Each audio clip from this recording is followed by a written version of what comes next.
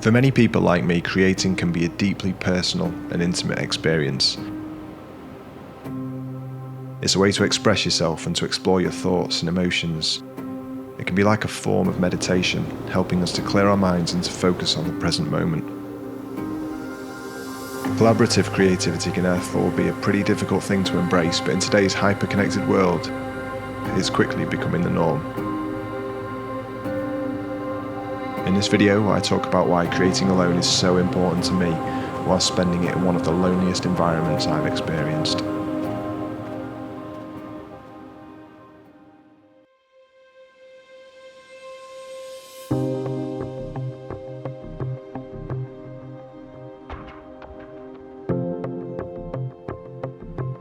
The shared sense of adventure, the bonding, the social aspect of spending time in the outdoors with others is something that I absolutely love to experience.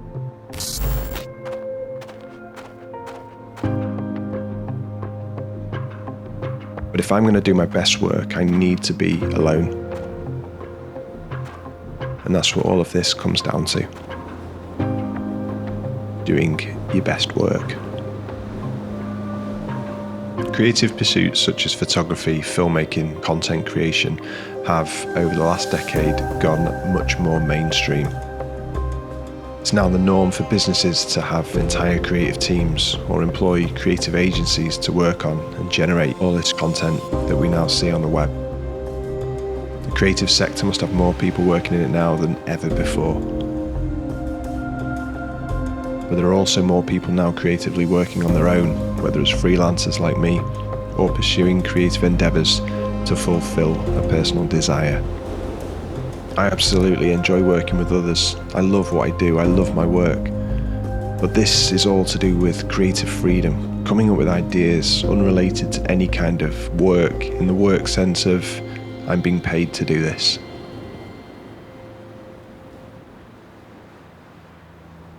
Oh, I've been stood around doing things in this area for far too long that I've started to shiver, so I need to get moving up there to Castle y Gwynt.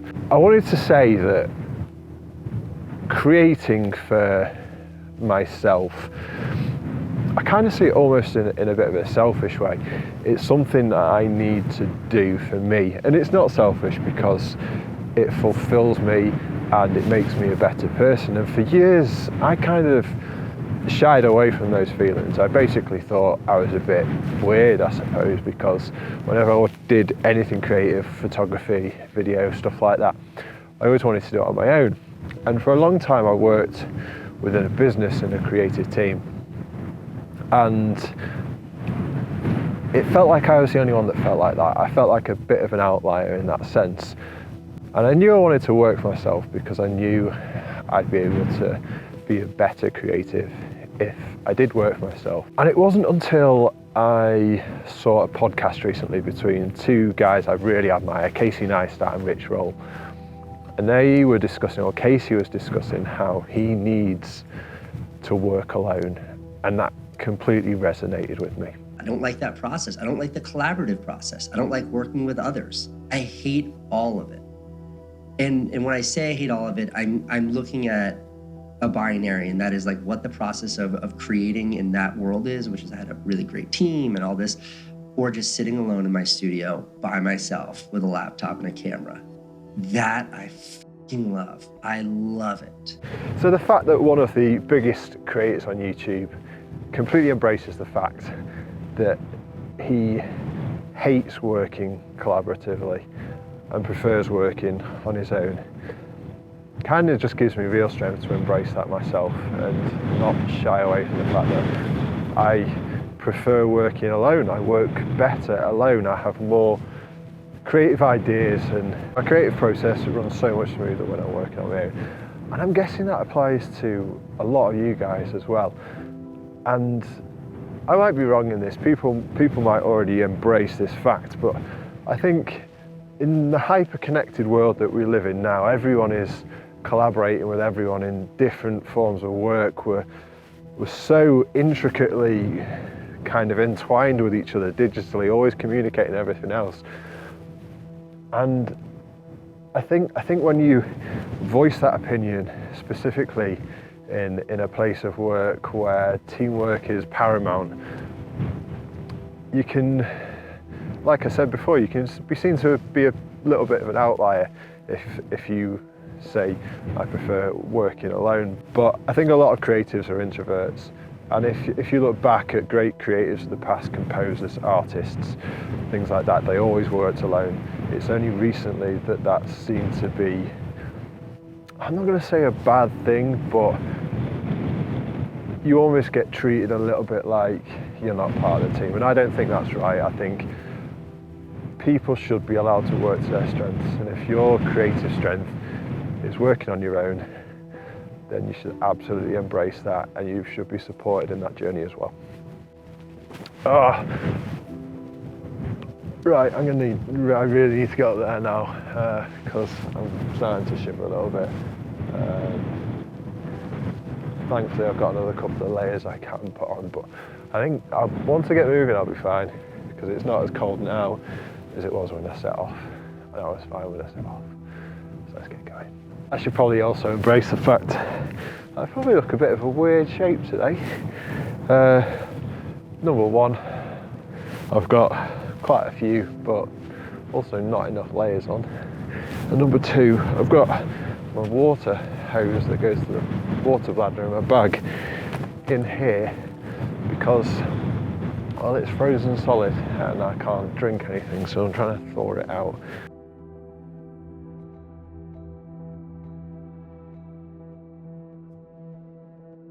I think that basically, because of my nature, I've just got no tolerance for all the things that happen within kind of a big business environment, the meetings, the calls, everyone getting their heads together, all that kind of thing. It just makes me feel really kind of stressed.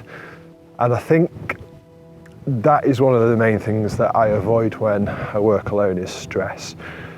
When I'm not worried about what other people are doing, whether I need to be somewhere for such and such a person or I need to be doing something for someone else, when I've got kind of control myself, and I suppose that's what it comes down to, is control. When I'm in control, I'm not stressed. And when I'm not stressed, I'm better creatively, and I enjoy my creativity a lot more, and I have much better ideas. And I think that's a lot of what it comes down to. Working for myself, I still have all sorts of responsibilities to meet, clients to speak to, deadlines, but it is kind of within my control how I work that, and that works a lot better for me. I don't do everything alone. I don't isolate myself. I think that is also a bad thing to do. We need people to bounce ideas off from time to time. We need to spend time with other people to kind of explore conversations and ideas and stuff like that, and enhance our creativity, and even run things by them, run ideas by them. And also use other people to kind of support your creative endeavors as well.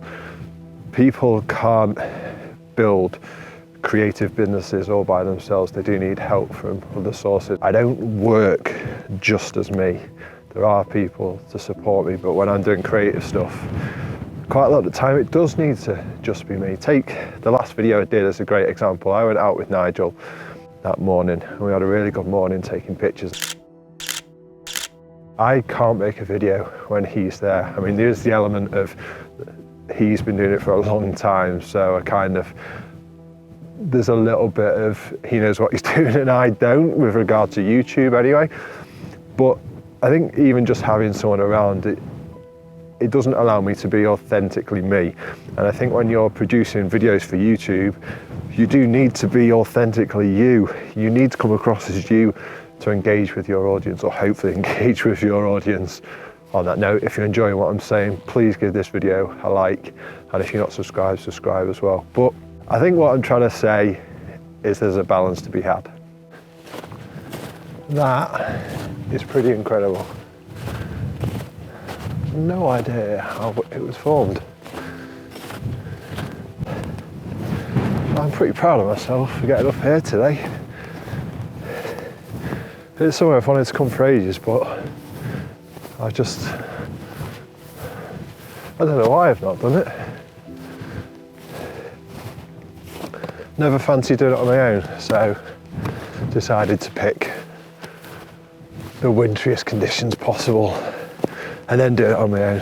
Pretty sensible. Oh, managed to get this unthawed. Well, I have to keep drinking it now because if I leave it about 10 minutes it'll freeze over again. This is absolutely amazing. I'm so happy right now. So happy. One of the big things I find that affects my creativity is the environment that I am creating in. If I'm in the right environment, then that really changes my feelings, my emotions, my stress levels. So I find it very difficult to get into that creative zone. I find it very difficult to motivate myself when I'm not in an environment in which I'm totally comfortable. This is a perfect example. You could not wish for a better environment than this to create in. I have taken some amazing shots today. I'm absolutely in my element. Thankfully, I've warmed up a little bit now. My water hose has frozen again though, so I'm gonna have to put that back in my coat in a minute. But being able to go into these environments to do my creative work is so inspiring and so fulfilling. And if you can make one change initially to do with your creative work, I'd say change your environment.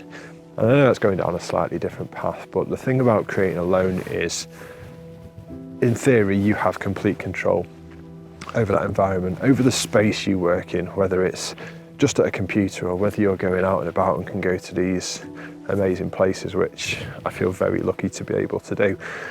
If you can create something where you feel happy, where you feel content, where you feel comfortable, you are going to create a lot more freer and you're going to come up with those better ideas. I'm absolutely shattered now. I've brought far too much gear up here with me. I don't know how much my bag weighs. Why I thought I needed 3 drone batteries, for example, I'm not sure. I can't make any lights, I can't drink my water because of the hose. So I think I was going to carry on walking that way. Doesn't look like there's anything that way now, to be fair. But I think I'm going to do the sensible thing and start walking back to the car because it is to be about midday. Yeah, it's 12:05, so I've been on my feet now for 7 hours. I've been up for 9 hours. It's probably going to take me at least 2 hours to get down, so I think that's what I'm going to do. Along with the things I've already spoken about, these are what I see as the biggest advantages with creating alone. You can be more self-critical, and I mean this in a useful sense. You can analyse your own work without the judgment of others impacting that. You can improve on your mistakes. In a collaborative environment, you don't necessarily have the time and the space to do this within a team. When you're on your own, you can focus on them and improve.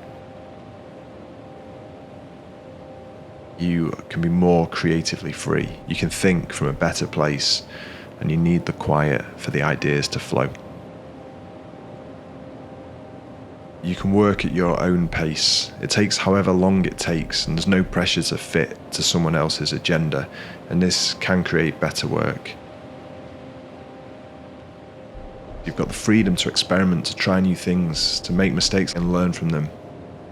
Finally, you can just learn so much from taking ownership yourself of the full creative process and embedding yourself within that. I'm obviously a huge advocate of creating alone, and that's what I prefer doing, but I know that not everyone is like that. A lot of people much prefer being part of a team and building something together, and that's absolutely fine. But I think understanding your personal preferences is really key to this. So I'd advise anyone to actually properly pay attention to how they feel, what inspires their creativity the most, and then make a plan towards working more in that way as time goes on. I think we might be getting some light again, so I'm going to take a few more shots here and then I'm going to go down.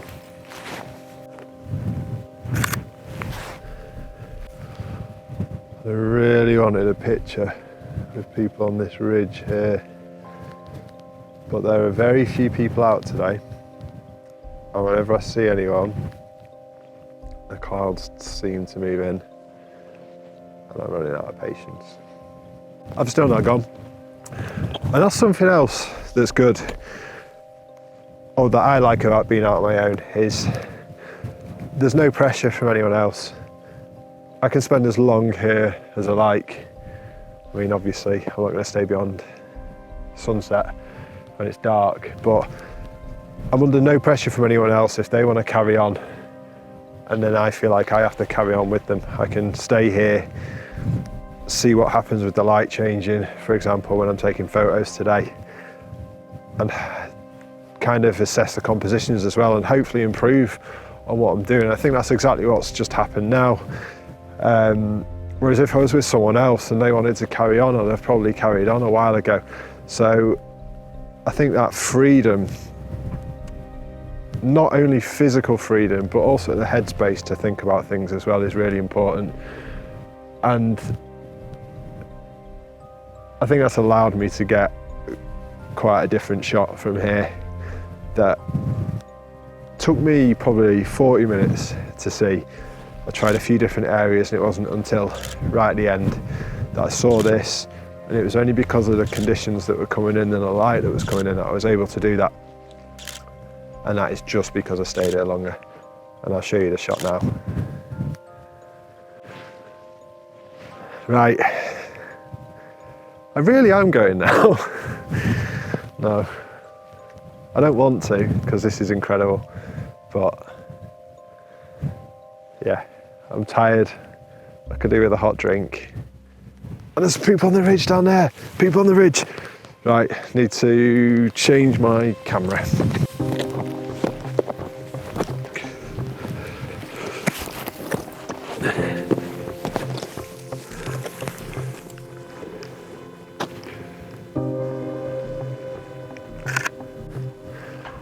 Go on, people. Those guys are my favourite.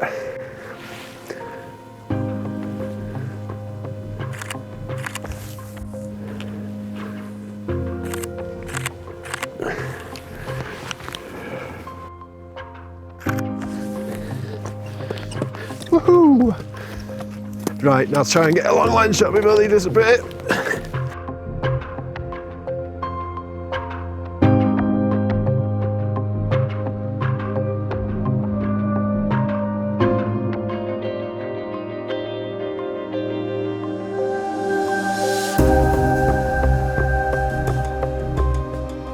Now that I understand this a lot better, I no longer shy away from the fact that I often prefer to create alone and possibly create my best work when I'm alone. I think if you allow yourself the time to explore ideas, you get that creative freedom. Just be and just see what happens. This day I had in the mountains was needed not just for my creativity, but also for my soul. When you're creating alone, it can be a great way to recharge your batteries and reconnect with your inner self. When you're working on your own, you can take the time to slow down, immerse yourself in your work, which can also be incredibly relaxing. I probably wouldn't file a day that I had under the relaxing heading though. I think this was the hardest video I've ever made, certainly from a physical perspective, but also from a creative perspective. Trying to properly talk about my deepest thoughts on creativity whilst dealing with the cold, the wind, my own safety, and trying to ensure the shots I got complemented the video well just robbed me of all my energy. However, I was left not only with a great set of memories from Castle Gwent, but also with one of the best photographs I think I've taken, and a video I'm extremely proud of. Thank you everyone who has watched, shared and engaged with not only this video, but the other videos I've released in 2022. It means the absolute world to me. What follows are a few clips of my favourite method of self-amusement when I'm out on my own, talking to myself. Not convinced it's possible to walk past this rock without standing on it. I've seen so many pictures of this, so it's completely unoriginal. And probably a pain in the backside to get up to. Oh. Lots of things hurt now. My knee, big toe. Cool, this is sketchy as fuck. Not that way. There's honestly a 12-foot hole there. Just gonna have a bit of a break now and eat my pulled pork and bean wrap, which has got absolutely nothing to do with working on your own. Just hungry.